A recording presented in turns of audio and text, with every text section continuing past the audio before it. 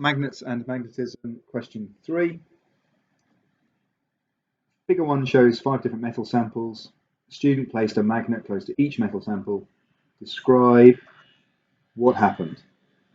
Okay, so we've got iron, steel, aluminium, copper, and tin. It's worth 2 marks. 1, 2. So this really is a question to identify which of those is magnetic or not. So if we got it close to iron, the magnet would attract.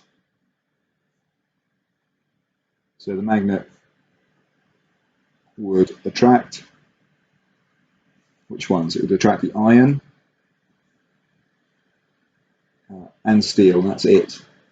They are the only two there, because remember that iron, steel, cobalt, and nickel are the 4 examples of magnetic materials that you need to remember.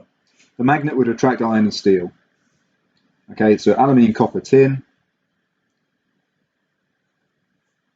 would have no effect. The magnet would have no effect on the aluminium, copper, or tin. Okay, they are not magnetic. Now, because this is a describe question, we don't need to say that only those 3 metals are magnetic. Okay, because it's a describe question. If it was an explain question, then we'd have to say that iron, steel were magnetic metals, aluminium, copper, tin are not. Figure 2 shows a paperclip being attracted to a permanent magnet. Here. The paperclip in figure 2 is not a permanent magnet.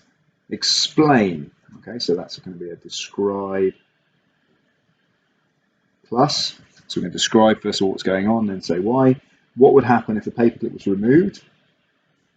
Okay, paperclip removed and brought close to the south pole of the permanent magnet. So we're going to take it from there, going to take it off, and we're going to connect it here. We're going to put it near there. It's worth 2 marks. 1, 2. So it's a describe. So an explain is a describe plus. So the first thing that we get is it. Do you know what? I'm going to get rid of that. I hate starting sentences with it. It's a bad habit, so avoid it. So the paperclip would attract to the south pole. Okay, we know it's not a permanent magnet already, which means it must be iron, steel, nickel or cobalt, most likely steel. We know already it's going to be one of those materials. So the paperclip would attract to the south pole. Well, why would it do that? So the paperclip is made of a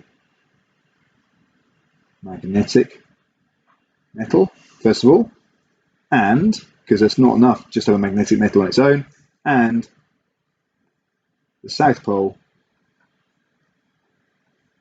has a magnetic field. Okay, so we know the magnetic field, it has a magnetic field as well. You need those 2 things to get attraction between a magnetic metal and a permanent magnet. Okay, so make sure you get both of those.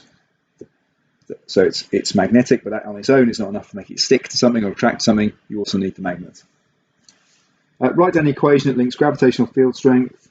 So write down the equation that links gravitational field strength G, mass M, and weight W. It's worth 1 mark. Okay, so in the 2023 exams, you will not be required to remember any formulas for physics. However, this is a past paper question, so we know that in this case weight is equal to mass times gravity. Okay, so that would be the answer to that one.